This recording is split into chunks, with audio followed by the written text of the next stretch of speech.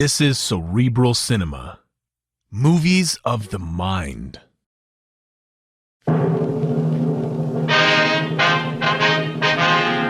Sound off for Chesterfield.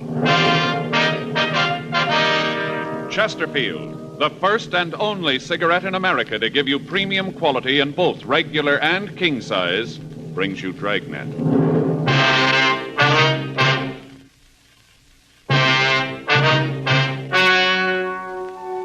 Ladies and gentlemen, the story you are about to hear is true. The names have been changed to protect the innocent.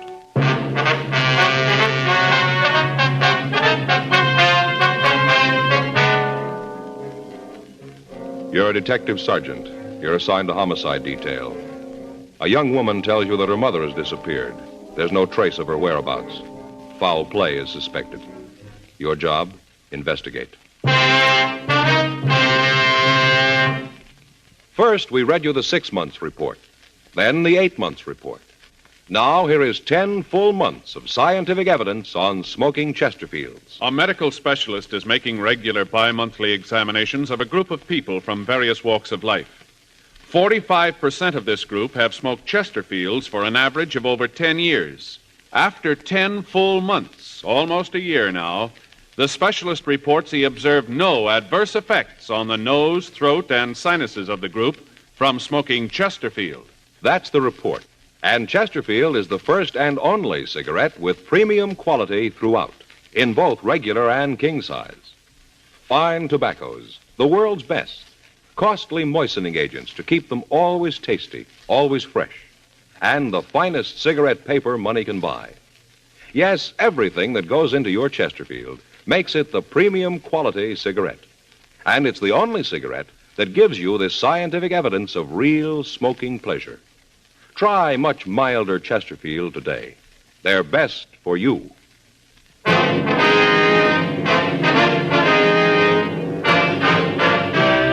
Dragnet, the documented drama of an actual crime.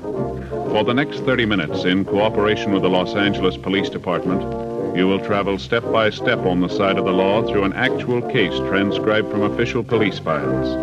From beginning to end, from crime to punishment, Dragnet is the story of your police force in action. It was Tuesday, August 5th. It was hot in Los Angeles. We were working the day watch out of homicide detail. My partner's Frank Smith. The boss is Thad Brown, chief of detectives. My name's Friday. We were on the way out from the office, and it was 10:46 a.m. when we got to 4298 North Estrella Street. The front door. Hot.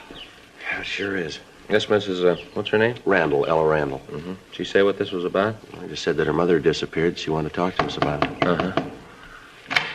Yes? Ms. Randall? Yes, that's right. Police officers, ma'am. Oh, yes, come in, won't you? Thank you. Thanks, It's ma'am. warm out. I think I'll leave the door open. Hope the flies don't come in. My name's Friday, Mrs. Randall. This is my partner, Frank Smith. How do you do? How you do, ma'am? Could you tell us just what it is you want to see us about?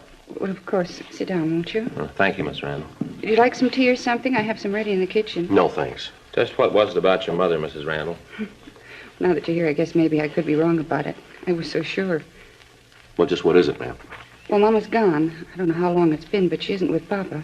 Well, what's your mother's name, Ms. Randall? Bertha Schroeder. My father's Henry. Uh-huh. What makes you think there might be something wrong? You said on the phone that you were pretty sure that something had happened to her. Well, yes, I guess I ought to start at the beginning. It's kind of a dull story, but maybe it's the best way. All right, ma'am. You sure you wouldn't like a glass of iced tea? No, thanks, ma'am. Thanks just the same. Mind if I get some? Just take a minute. All right. Hey, it's a nice place, huh? Yeah, it is. Sure decorated nice. Hey, look at those trivets. What? Trivets. Those little things over the fireplace, those brass Oh, trivets. yeah. Faye's been wanting some of those. He used to use them to hold irons. You know, they get hot, and you put them on the ironing board so they won't burn the cloth. Put them on those things. Yeah. I brought a couple extra glasses in case you decided you wanted some. Well, if you just go ahead with the story, Ms. Randall. Yes, well, to understand it, really, you'd have to know Papa. Mm-hmm. He came over to this country when he was just a boy, only about 16 or so. Landed here and couldn't speak more than a dozen words of English. Went to work in New York. Worked as a construction man. Worked hard. Met Mama there, and they got married. Right after that, they moved out here. Bought a house, and Papa went into business for himself. Yes, ma'am. Well, maybe it was the life he'd had when he got here. I don't know, but he always treated Mama like she was so much dirt. Mean. Time went on, he got meaner to her. Remember when us kids were in school, he used to yell at her all the time. He'd get in a mood, and he wouldn't talk to any of us for days at a time. Is that so? I never knew how Mama took it. She never said anything, just stand there and let him scream at her. And when he was finished, she'd just kind of shrug her shoulders and take us kids out of the house, walk around for a while, and then go back to the house. By that time, Papa was so mad he wouldn't talk to anyone. Go ahead. Well, all of us kids married young. I got married when I was 16. The rest of the kids weren't much older than that. Papa didn't want us around after that. Said for us to get out and make our own way. Said that we had to. So there's no reason that we shouldn't. You sure you don't want some of this? No, thank you, ma'am. Thank you very much, ma'am. Would you mind going ahead, Ms. Randall? Yes. A couple of months ago, I tried to call Mama. The operator told me that the phone had been disconnected. Beg your pardon? The operator told me that the phone had been disconnected when I tried to get hold of Mama. I see. And I waited a couple of days. I figured that maybe she'd call me. Yes, ma'am. Well, she didn't. You see, once we were out of the house, none of us went back. Papa's retired, and none of us wanted to see him. It's a terrible thing to say, Mr. Friday, but it's true. Ma'am? We all hated him, all of us kids, for what he'd done to us, the beatings and all. But most for what he'd done to Mama. She was only 52, and she looked like she was 92. It was terrible the way he treated her. I see. And like I said, we'd never go over there, but Mama'd come to see us whenever she could. She'd come over, visit for a little bit, talk about the kids and things. Yes, ma'am. Well, I didn't hear from her, and I got a little worried that maybe she was sick.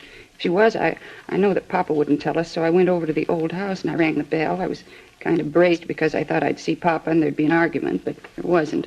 Ma'am? No argument. Oh. Papa didn't answer the door. Some young woman answered it, and I asked if I could see Mrs. Schroeder. And right away, I knew there was something wrong. Well, how was that, ma'am? Well, I could see inside the front door. The living room had all been changed around. There was new furniture. It looked like the walls had been painted, too. Mm-hmm. What did the woman say when you asked for your mother? She said they didn't live there anymore. Said that they'd rented the house, and that they'd been living there for the past month. Mm-hmm. Well, at first, I don't think I believed her. I asked her who rented the house to her, and she said Papa did. Then I asked her where he was. What'd she say to that? Well, she gave me his address. I went over there to talk to him. It was a little tiny apartment just off La Brea. He said that Mama was gone. I asked him where she'd gone, and he said that she was on a vacation. Mm-hmm. Well, I know him well enough to know that he'd never let her go away. Be no one to darn his socks and keep the house clean. Yeah? I wanted to know where she'd gone in this vacation. He said back to the old country. Said she wanted to see her family.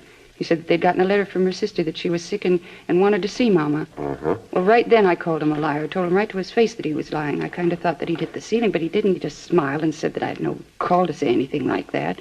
He asked me why I said it. What was that? You thought that he'd hit what? Well, I thought that he'd hit the ceiling when I said I that see. to him, Yes, when I ma'am. called him a liar, I mean, Mm-hmm. I told him that if Mama had left, she'd have written, maybe not to me, but to one of the kids. I called around, and when I didn't hear from her, none of the kids had either. They were all worried about her, too. I see. Well, what did he say to that? He said he couldn't understand it, so that he'd gotten a letter, that he'd gotten it not more than a day or so before, that she'd arrived safe and was having a wonderful time. This was a letter. Huh? Yes, this was a letter he got from Mama. Well, I told him I thought he was lying. Then he said that he'd show me the letter. Well, did he? Well, yeah, he showed me the letter, but he wouldn't show me the envelope, just the letter. He said he'd thrown the envelope away. Well, was the letter from your mother, ma'am? Well, sort of from the words it was. Told all about her trip and how she was enjoying herself. Said that she was with her sister and that she was getting better. And then she went on to tell how much she missed Papa and all. Uh-huh. Well, right away, I could tell that it wasn't Mama's handwriting. She never wrote that letter. Beg your pardon? I said that I knew it wasn't Mama's writing on that letter. Yeah, well... Well, that's when I thought about calling you. Then later I remembered something, and then I made up my mind about calling you. Well, what was that, Ms. Randall? Well, Mama only had one sister living. She died 3 years ago. 11:13 a.m. We continued to talk to Ella Randall. She told us that she was sure that her mother would not have gone off of her own free will. She said that when she last saw Mrs. Schroeder, she appeared to be in good health and in good spirits. We got the names and addresses of the other children in the Schroeder family. We also got the address of the Schroeder relatives in Europe. Ellen Randall told us that we could find her father at the apartment, and she gave us the address. 12:15 p.m. Frank and I drove over to see him. This is ridiculous, utterly ridiculous. Well, maybe so, sir, but we'd like to see the letter that came from your wife. We could. Officer, I'd like very much to show it to you. Really, I would, but I can't. Why not, sir? For the reasons that I haven't got it anymore. I destroyed it, burned it a couple of days ago. Who's your wife staying with, sir? It was her sister. Uh-huh. Well, from what we can find out, sir, your wife's sister died 3 years ago. How could your wife be staying with her? Oh, all right, I suppose I might as well tell you about it. Doesn't seem to be any other way. All right, sir. Go right ahead. First off, my wife is not in the old country. She's not with her sister. What you heard is true. Uh-huh. Officer, what I have to tell you is very hard to say. I find it hard to find the right words. That's all right, sir. You just go ahead. We've been married for 30 years. 30 years, man and wife, and then she did this. Almost broke my heart, officers. Is one of you married? Oh, yes, sir. My partner here is. Then you'd know what I mean. You'd know how it is. Sir? She left me. Packed her things and left. It didn't give me any reason, just said she didn't want to be my wife anymore. Said she didn't want to share my roof. Just left. 30 years. All that time, and she left. Well, what kind of terms were you and your wife on, sir? What do you mean, this term? Well, did you and your wife get along all right? Were you happy? Certainly. As I said, we were married 30 years. Yes, sir, I understand that, but did you ever have any quarrels? Sergeant, all married people have quarrels. Maybe the house isn't clean, maybe dinner isn't big enough, maybe the children get too loud. All married couples have quarrels. It's part of living together. Well, from what we understand, sir, some of the arguments you and your wife had were pretty serious. The people who said that are liars. They seem pretty sure. Liars, that's what they are. Oh, sometimes maybe I'd forget myself, get a little loud, but serious, never. How'd you get along with your children, Mr. Schroeder? My children? Yes, sir, that's right. How'd you get along with them? All right, they were a little wild. All children over here are like that, wild. They don't respect their elders, but I got along good. There seems to be a difference of opinion on that, too, sir. We've heard that you and your children weren't on too friendly terms. And you believe this? You think that this is true? Mr. Friday, Mr. Smith, these were my own flesh and blood. I loved them, still do. Maybe that sounds hard to believe. I can imagine what you've heard. I know. I've heard about this before. I know who told you. You didn't think I'd know, but I do. It was Ella, wasn't it? Wasn't it? Who told us isn't important, sir? But it is. You see, this is very hard for me to say. 30 years married, and it is all a mistake. I knew it from the start. She was a shrew, Mr. Friday. I knew it right away, a shrew. Sir? My wife, Bertha, almost from the day we were married, she was a nag. All I wanted in life was to do a day's work and come home and read the paper, maybe have a pipe of tobacco, rest, work, and have my home. Maybe someday when the children were grown, they'd say, Papa was good. He gave us a good house, and he was good. That's all I wanted. Yes, sir? Bertha didn't want that. Always wanted more. For the children, she said. When I wouldn't kill myself at work, she'd get angry, talk loud to me. All I wanted was peace. When the children came along, she taught them just like her. How do you mean, sir? Told them what a mean man I was, turned them against me. My own children, taught them to hate their father, their own father.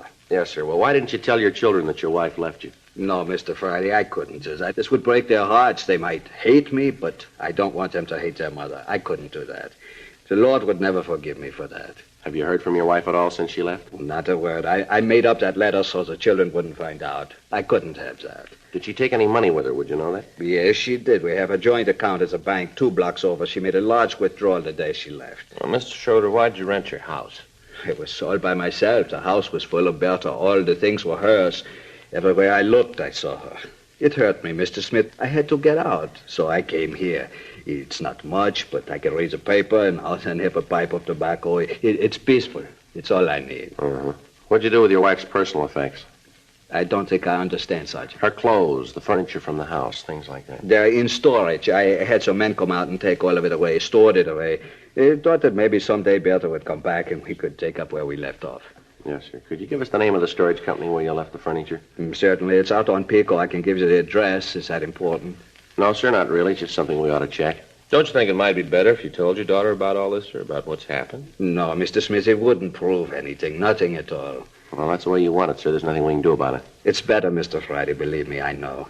If they hate me, there's not much I can do about it, but I don't want to bring them any unhappiness. I couldn't do that. Yes, sir. I'm 65 years old, Mr. Friday. I worked hard all that time, harder than most men. Had 4 children. They're all grown. They have families of their own. All this, and I've got nothing. Nothing but lonely days and empty nights. Yes. It's an awful thing, just awful. Sir? To work all your life and have nothing to show for it.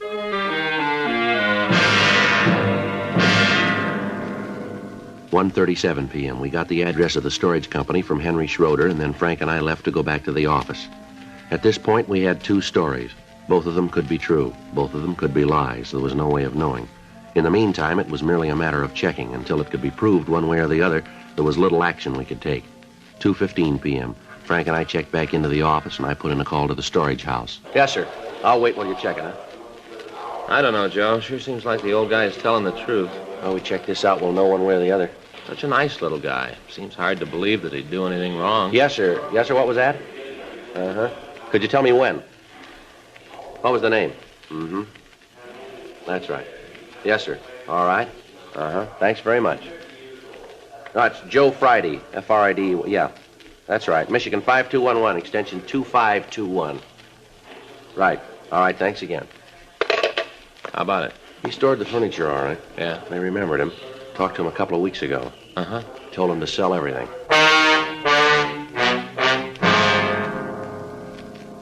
We drove out to the storage house and talked to the owner. He said that Schroeder had called them out to pack the furniture, and then he ordered it stored. A week later, he called back and told them to dispose of all the furnishings and personal effects. We called Schroeder's bank, and they told us that there'd been no large withdrawals on the date of her disappearance. Also, she'd drawn no checks since. We got in touch with the other children, and they verified their sister's story. They all said that the father was hard to live with and had on several occasions struck Mrs. Schroeder. They told us that it was possible that she had left her husband, but that she would certainly have gotten in touch with one of them if she had. They said that as far as they knew, Mrs. Schroeder was in good health, and she was in good condition mentally. One of the daughters said that they were planning on a shopping trip to buy school clothes for one of the grandchildren. The woman went on to say that as far as she knew, Mrs. Schroeder would not have left without saying something to her about not being able to keep the appointment. We got in touch with Ella Randall. She said that she would like to accompany us when we talked to the neighbors of the Schroeder woman. She said that she could point out her mother's friends and that she would be able to trace her mother's movements about the neighborhood for us. 4:15 p.m. We picked her up. We talked to the neighbors, and they told us of hearing loud voices coming from the house. They said that Mr. Schroeder was always angry at his wife, and he made no attempt to hide it. 7:30 p.m. We went on to talk to the people who had rented the Schroeder home. Come on in. Thank you very much, Mr. Armstrong. It's my partner, Frank Smith. This is Mrs. Randall. Yes, Mrs. Randall, I've met before. How are you, Mrs. Randall? How are you, Mr. Armstrong? Now, what's this all about? We'd like to ask you some questions about the Schroeders, if we could. Well, Mrs. Randall here would be able to answer them better for you. They're her parents. Well, yes, sir. We'd like some information from you, if we could. All right, go ahead. Don't think there's much I can tell you. Did you see Mrs. Schroeder when you rented the house? No, come to think about it, I didn't. Mr. Schroeder talked about her, but I didn't see her when we took the house. Uh-huh. How'd Mr. Schroeder act when you rented the place? I don't think I understand. Well, did he seem upset? Anything at all unusual about him? As a matter of fact, there was. What was that, sir? Well, the house was kind of old. You know, paint missing from some of the woodwork. Some of the paper was a little faded, and we asked him if he planned to fix it up before we moved it. You know, if we'd foot the bill. Yes, sir. We understand. Well, right away, I kind of expected an argument. He just seemed like that kind of a guy. You know, who wouldn't spend a nickel he didn't have to. Mm-hmm. Wasn't like that. Just smiled and said anything that we wanted, he'd have done. Real nice. Sure hasn't caused any trouble. Of course, there's no reason for him to. We pay the rent on time, take care of the lawn, the flowers. I think we're pretty good tenants. Sure is a difference. Never looked like this when we lived here. I remember that Mama would ask him to paint the place a little. Always raised the roof. Said there wasn't any reason to do it. Said to wait until the kids were grown and appreciated a house. Not like that with us. Well, he was with his own family. Even when we were gone, after we left the house, he said that there wasn't any reason to fix the place up. Said that Mama and him were the only people who ever saw the inside of it, and it didn't matter to them. Like I said, couldn't ask for a better landlord. Well, I kind of hate to ask this. Yeah? Well, I wondered if I could see the rest of the house. I'd kind of like to see what he did to it. Well, I guess it's okay. If it won't take too long, I gotta eat pretty quick. Got a bowl tonight. Team's playing the league championship tonight. Just a look. I won't keep you. Okay. Well, you know the house. Yes. This is the living room. Bedrooms are down the hall. This is dining room. Oh, pretty paper. It made Mama so happy to have this. Here's a bath. All new tile, just beautiful. Yeah, it makes it nice. It's a master bedroom. This was Papa's room. Sure is nice. Oh, look at the pretty curtains. Those are ours. We said he'd put drapes in every one of them, but Oh. Sally, it's a wife. She likes curtains. Uh-huh. I do, too. Use this for the oldest boy. This was Mom's room. Oh, it's just beautiful. That's a beautiful carpet. Yeah, he put that in, too. Didn't even have to ask for that. It's own idea. Wall-to-wall carpeting. Mama always wanted it. The only room in the house that has it. Do you have a cellar in this house, Mr. Armstrong? Yeah. We use it for the freezer. Sally puts up canned goods in the summer. Keep them down there. Wonder if we could see it, please. Sure, but there isn't any change down there. He didn't do anything to the cellar. Yes, sir. It's all right, though. We'd like to see it. Oh, sure. Like to make it fast, though. I gotta eat, you know. Yes, sir, we understand. It won't take very long here. Church down this way. Had to run electricity down there for the freezer. I guess he'd have done it, but it was just an extension cord. Thought about having it done permanently, but no real reason to. I understand. I'll go ahead and get the light. Yes, sir. You want to wait here, Miss Randall? Why? Well, no reason, ma'am. We just thought it might be better. Well, all right. I'll wait in the living room. All right, thank you. Come on, Frank. Yeah. Not very big, just room enough for the freezer and a few shelves. Uh-huh. Cement floor, huh? Yeah. Frank, Yeah? you want to swing that light up here? I want to check something here. Oh, sure. What's this room under, Mr. Armstrong? I mean, what's above it? Let's see. That'd be the master bedroom about to there. Uh-huh. The room next would begin there. That'd be Mrs. Schroeder's room, wouldn't it? From what Mrs. Randall said, yeah. Uh-huh. You got a piece of paper, sir? I'd like to get up on the freezer. I don't want to scratch it here. Why, something you want? Well, I'd just like to look. Have a piece of paper, cardboard, anything, cloth? I don't see any. Go ahead. Just don't scrunch your feet around. He'll be all right. All right, sir. All right, Frank. Swing the light around, will you? Yeah. What is it, Joe? I'm not sure. You got your flash? Yeah, here you go. Okay. What is it?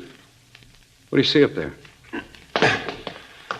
We better call the crime lab and get them out here. What is it? Seep through the flooring up there. Yeah? Looks like blood.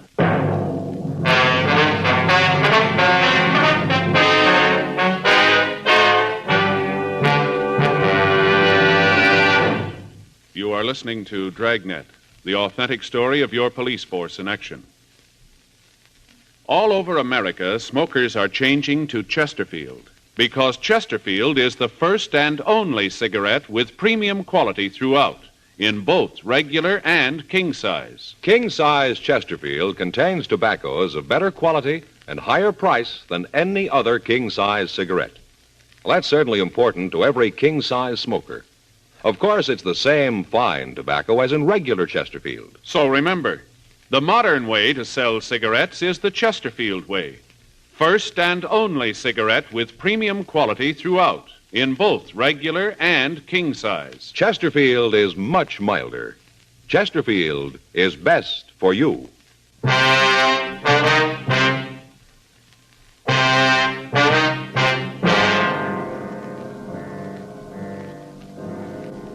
8:14 p.m.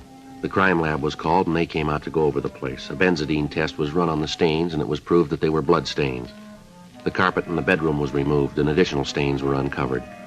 Frank and I checked the cellar floor, but it was solid, and there was no evidence that any part of it had been torn up. A preliminary check was made of the yard, but we found nothing. The next morning at 7:58 a.m., we called the crime lab. They'd finished their investigation and told us that the stains were made by human blood. 8:10 a.m., Frank and I drove out to the house to continue our investigation. Boy, it's going to be a scorcher. Yeah, it looks that way. Did you check that corner of the yard over there? Yeah, doesn't look like anything's been disturbed. Well, let's talk to the neighbors again. There's got to be an answer someplace. Okay. You know, I'm going to tell Fay to get me some of those shirts with the holes in them. What do you mean, holes in them? You know, like they wear back east. Little bitty holes between the material. That way you don't get so hot. Yeah. Hey, wait a minute, Joe. What? There's something on the grass over there by the rose bed.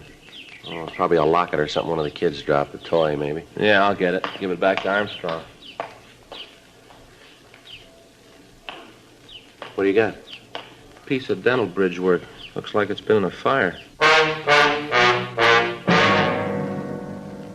The crime lab was called, and they went over the backyard. They checked the incinerator, and under a large heap of ashes, they found several pieces of bone.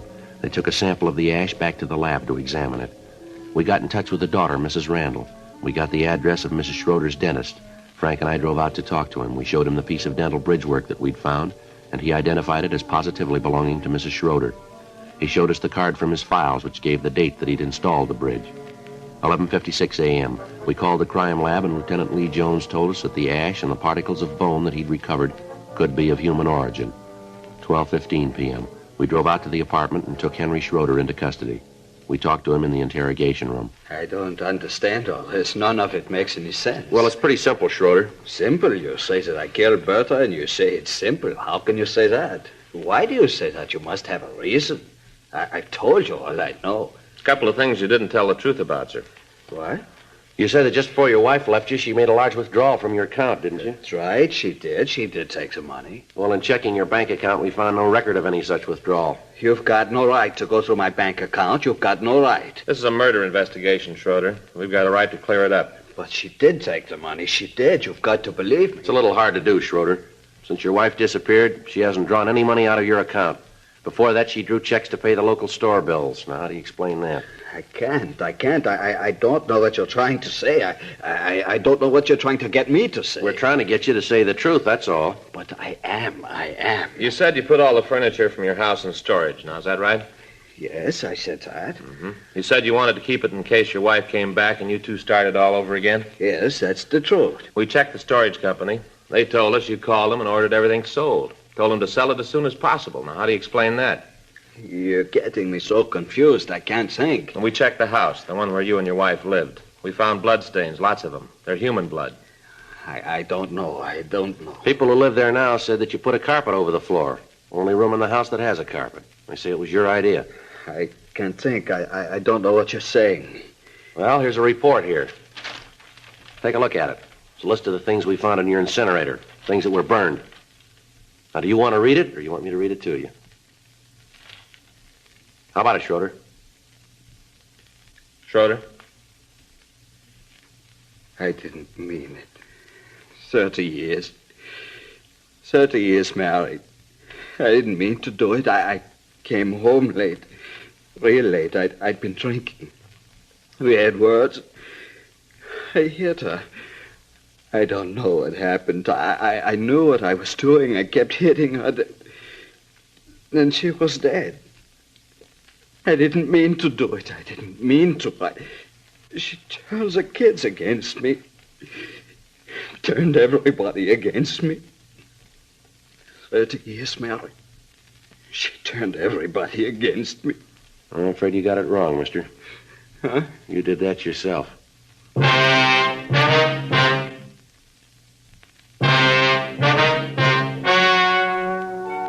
The story you have just heard was true. The names were changed to protect the innocent. On December 10th, trial was held in Department 87, Superior Court of the State of California, in and for the County of Los Angeles. In a moment, the results of that trial. Now, here is our star, Jack Webb. Thank you, George Fenneman. Friends, remember this. Chesterfield is the first and only cigarette with premium quality throughout in both regular and king size. And Chesterfield is the cigarette that gives scientific evidence of real smoking pleasure. So try Chesterfields today. Either way, regular or king size. Chesterfield is much milder. Chesterfield is best for you.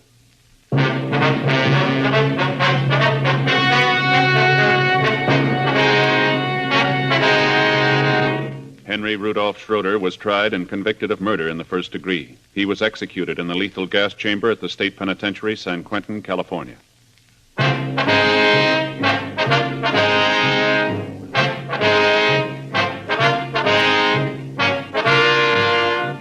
You have just heard Dragnet, a series of authentic cases from official files. Technical advice comes from the Office of Chief of Police W.H. Parker, Los Angeles Police Department. Technical advisors, Captain Jack Donahoe, Sergeant Marty Wynn, Sergeant Vance Brasher. Heard tonight were Ben Alexander, June Whitley, Harry Bartell. Script by John Robinson. Music by Walter Schumann. Hal Gibney speaking. For a million laughs, tune in Chesterfield's Martin and Lewis show Tuesday night on this same NBC station. And sound off for Chesterfield, regular or king size. You'll find premium quality Chesterfields much milder. Chesterfield is best for you. Chesterfield has brought you Dragnet, transcribed from Los Angeles.